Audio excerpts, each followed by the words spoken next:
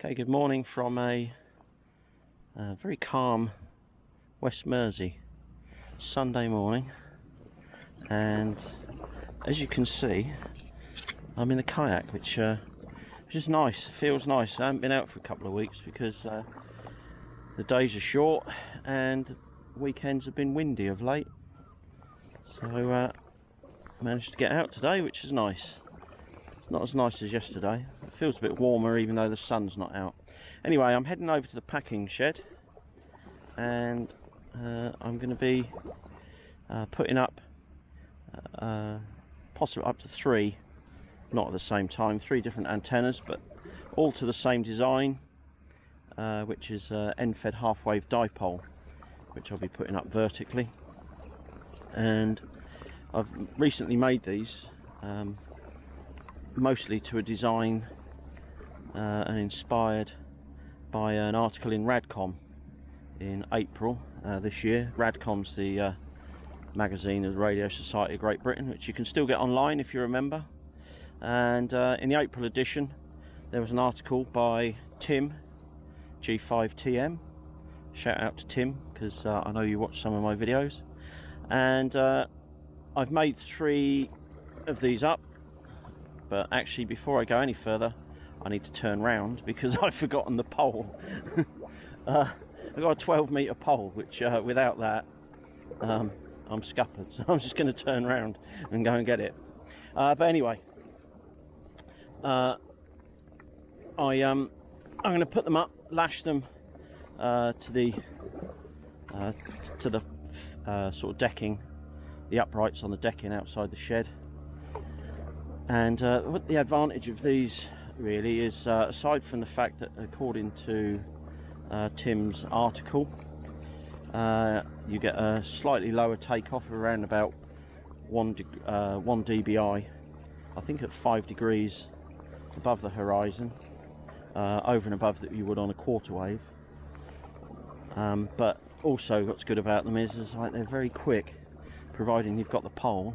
They're very quick to put up. Because there's no radials, so in my case over at the shed, they're just a question of lashing the pole up against the posts, and a little bit of PVC tape, and away you go. But I'll tell you more about them when I get over there. But I did a previous video last week that I uploaded. I used the 15-metre version, which worked quite well, but today I'm going to try the 15, the 20 and the 10 once I've got the pole.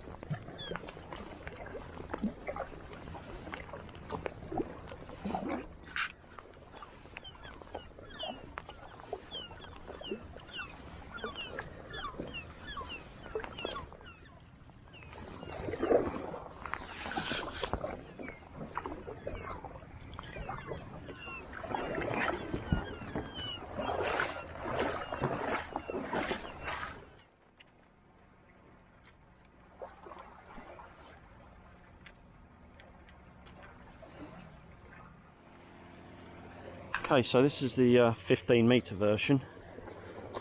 A few waves because a boat's just gone past, causing a bit of wake. It's getting on for high tide, probably in about 20 minutes or so. But they're quite low tides at the moment. We're about a week away from springs. So you can see the choke, sort of like halfway up the pole there. I just put it on the put the analyzer on. This is, so I used this one on my previous video, but actually it was kind of made to be used over here. Really, that's what I had in mind.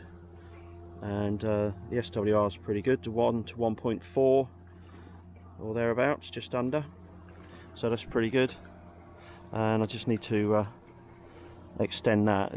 What I want to do, I think, is maybe put better quality coax on this,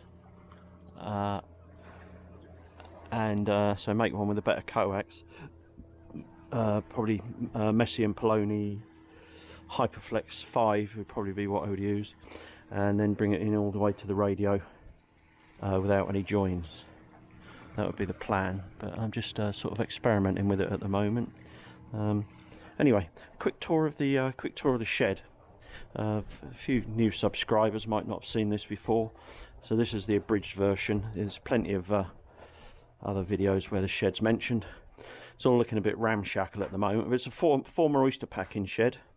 It's got a toilet, so it sits on its own little island, and this is what we call the kitchen area. There's a couple of generators here that are normally outside, so it's kind of middle of November now, so we've kind of closed it up for the season.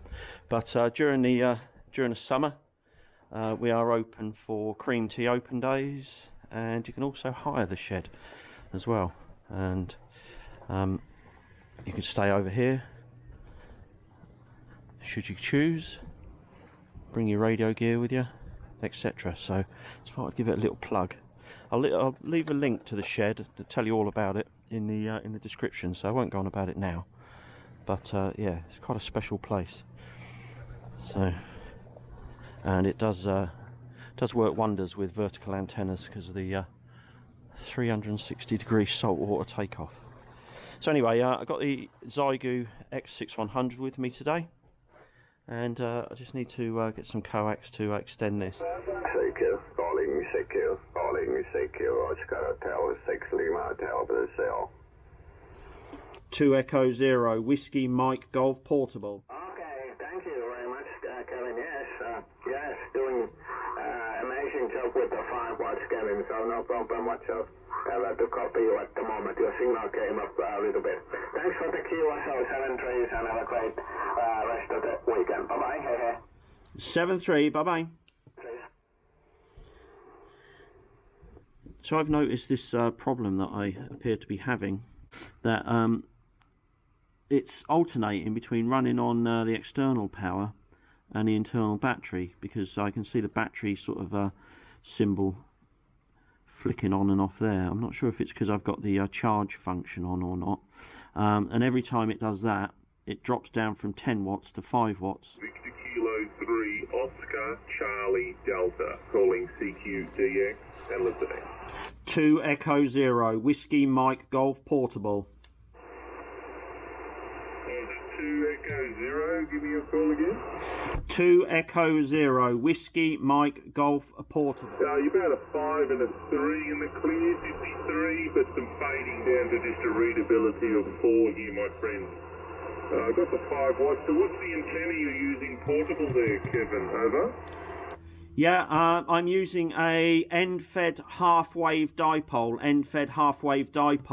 The radio is a Xiegu X6100. As I said, just 5 watts. But I am surrounded by salt water. I am on. Well,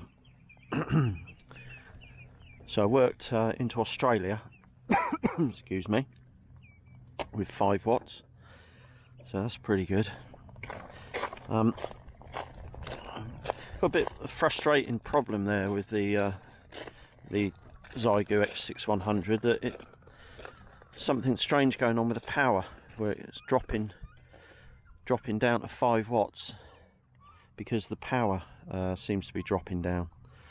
So it's the battery symbol showing that it's connected 1 second, and then to external power, and then the next it isn't. And when it drops down, it doesn't go back up. So, but I'm going to investigate that when I get home. I'll put it on a dummy load, and I can spend time in the warm doing that. So I'm going to put the there's a few other stations around on 15, but it's starting to drizzle now. But I'm wearing a dry suit, so it's no big deal. So I'm going to take that down, and I'm going to put the 10-meter version up, because just had a little listen on 10, and there's a few stations on 10. I'm not going to bother with a 20, I don't think. I just sort of bought that more or less really in case 15 and 10 there was no activity on there. Okay, so I've put the 10-meter version up. So obviously you can see the choke. So effectively the feed point is actually quite a way up there now. This pole's fiberglass, so that shouldn't be causing any, but SWR is a bit higher than I would like, and it's actually at about 29 megs. It's about 1 to 1.5, but I'm just going to let the ATU take care of that for now. So really I ought to add a little bit more wire onto it just to bring that resonant point down a bit. So, but anyway, like I say, I'm not going to do anything with it today. Right, let's plug it in. 2 Echo 0, Whiskey Mike Germany Portable, 5555 New Jersey, over. Thanks very much, So you're 5757 with me. My name is Kevin, Kilo Echo Victor Alpha November. Kevin is my name. Just running 5 watts, Roger. Okay, Kevin, thank you, 5 and 7. You're 55 New Jersey State. My name is Angel, like an angel in heaven, over.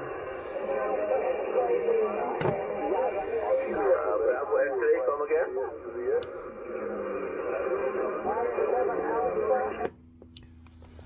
Okay.